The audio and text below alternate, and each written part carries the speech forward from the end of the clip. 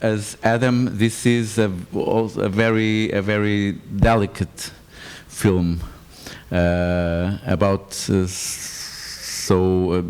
There's this couple, and there's this man who has an occupation that is disappearing, as there are many of the jobs of people that do things with their hands. What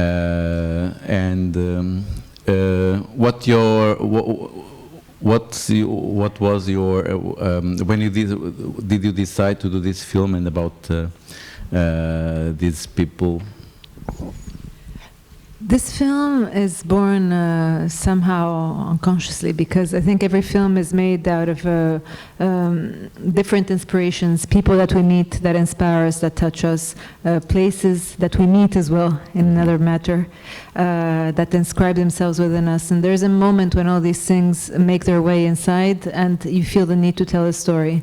It's true that the déclic, I don't know how to say that, the turning point came when I was scouting for my previous film, Adam, and I was in the Medina in Casablanca, and I was looking for this particular place, opening scene of the film. And I came across a man that I was very touched by, because he was a very unexpected encounter. I felt very strongly, and you'll understand why I'm talking about this when you see the film, I felt that there was a whole part of his life, of his identity, of who he was, that he was obliged to hide. I felt that every day was a struggle for him, that he had to wake up every day pretending to be somebody he was not, because socially he could not do anything else. He had no other choice. So this man, I kept within me. I went on to shooting my first feature, but he was still there. Every once in a while, he would resurface. And once everything was over, once the turmoil was over with the first film, I felt there was a place inside, and little by little he started to make his way, and I started naturally to write this story. The story also talks about the craft, which is something you mentioned. It talks about the art of kaftan making. Kaftan making is traditionally, the traditional way of kaftan making, hand embroidery, is something that takes a lot of time. It's a very delicate work, it's a very intricate, very complex work. And today, I have the feeling that there is no more place in our world for it, because we live in a world where everything goes so quickly.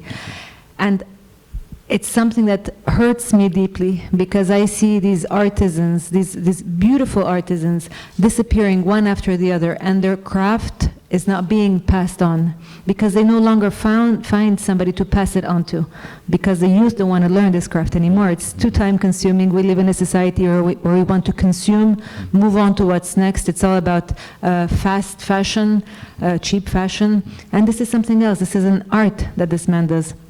So basically, I felt like writing about this, and this man that I met in real life became a Maryam, because it's called a Maryam in my film. Mm-hmm. And what's very interesting also is that as we see him embroidering the caftan, and your film is almost the same. So everything that is in that caftan that is making, it's like as if you are also constructing your film that way. Definitely, I wanted this kaftan to carry along the life of these characters somehow within it, because as the film advances, like you were saying, the kaftan is also getting made little by little.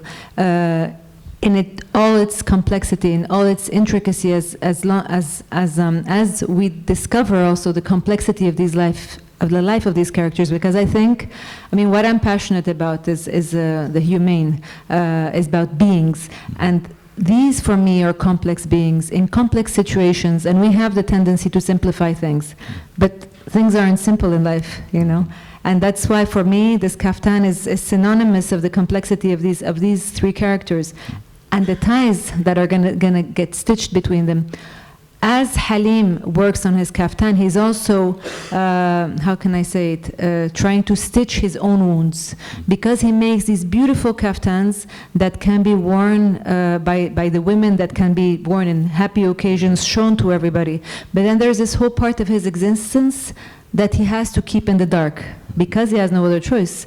So he lives in a constant contradiction. There is a tradition that he's struggling to keep alive, and at the same time, it's because of tradition that he cannot exist the way he wants to exist. So yes, this kaftan is highly symbolic. And it is also the story of the love of, as a love story. It's above all a love story. For me, The Blue Kaftan is a film about love. It's about love in its many forms. It's about love with its many faces. And once again, I think that, there isn't only one way of loving. Human feelings are complex, and we feel a need to simplify. But for me, love can have so many different facets. And that's what I wanted to also talk about in this film. There isn't a right or wrong. There isn't one way or another way to love. Just love is so diverse, and that's the beauty about love.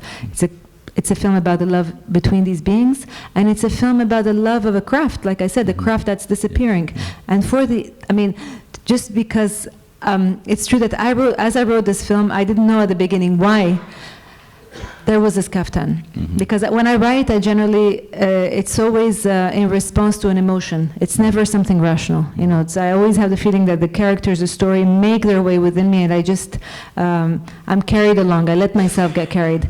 And with this film, I realized after why I had written the kaftan. It's because I grew up with a kaftan that I saw my mother wear. It's identical, just that it's black. I made it identical to it. Because I saw my mother wearing this kaftan as I was a little girl, it really punctuated my youth, my childhood. And whenever I saw her take this beautiful kaftan and wear it, I dreamt of the day I would become a woman and I would wear this kaftan. And the day that I grew up, and she gave it to me because I tried it on so many times, but it was too long, it was too wide. But the day I actually fit in it, and the day I wore it, I realized the beauty of this tradition, the beauty of this transmission, because in what she had given me there was something very, very strong. It's as if I was wearing all these souvenirs, all these years that she had lived, those experiences, I was wearing them on my skin. And it's also wearing, this beautiful work that had somehow the soul of the artisan that made it as well. It's not like just a machine made, it's hours and hours and months of work. And she had always talked to me about it. So I realized how beautiful all this and how strong it all was, That's why it's also a film about transmission, and about transmission that is being lost. It's about tradition. But I also believe strongly that there are certain traditions that need to be beautified, that need to be preserved, kept, protected. In the same time, I believe that there are some traditions that need to be changed, that need to be questioned, that need to be pushed in order to move forward. As long as a tradition is keeping you from being happy, is being an obstacle to who you are, I think we have to be able to question certain traditions. And what about the cast? You had Lubna as well. She worked with you in Adam, and now Alim. Where did you find him?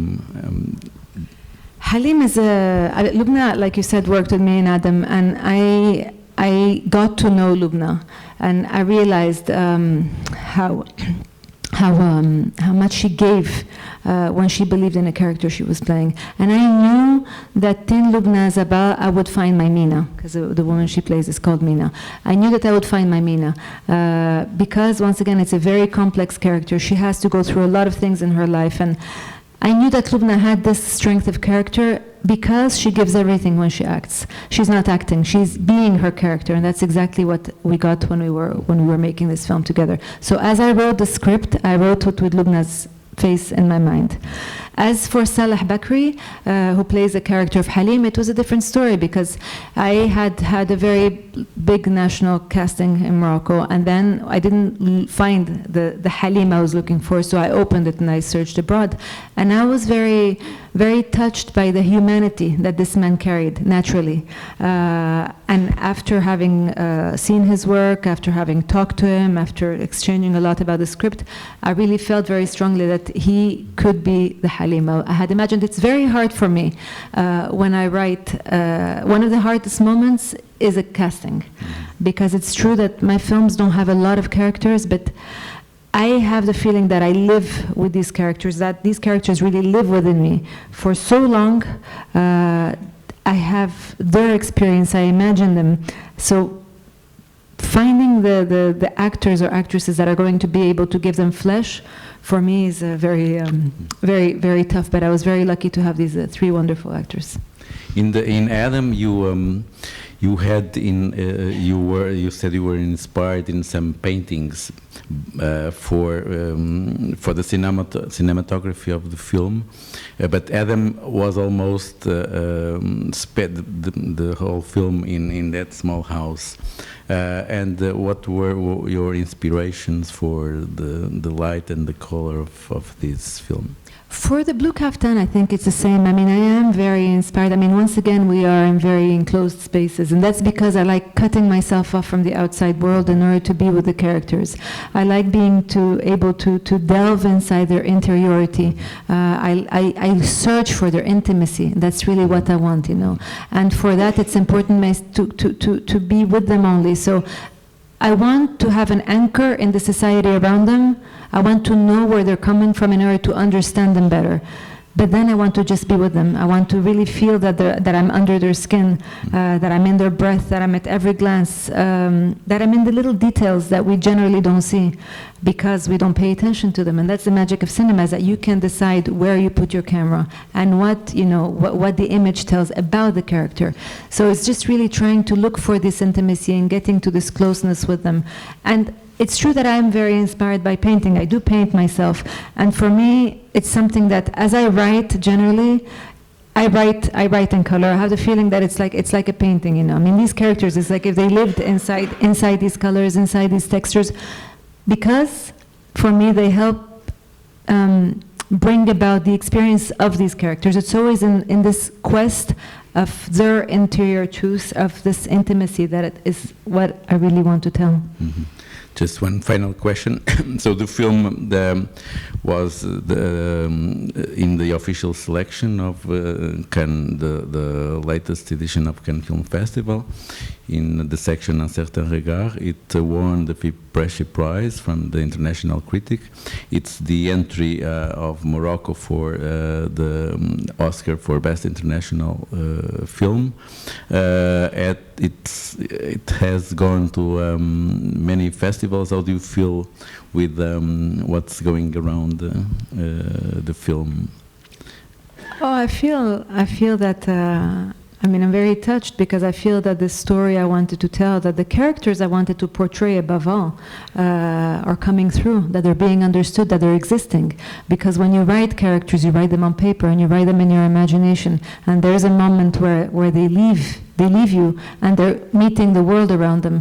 And I have the feeling that this meeting takes place, you know, as they're traveling around, as they're being in these festivals, as they're being recognized for what they feel, for their experiences. So for me, it's a very beautiful experience. It's also letting them go. Mm-hmm. Well, thank you, Maryam, and have a good screening. Thank you.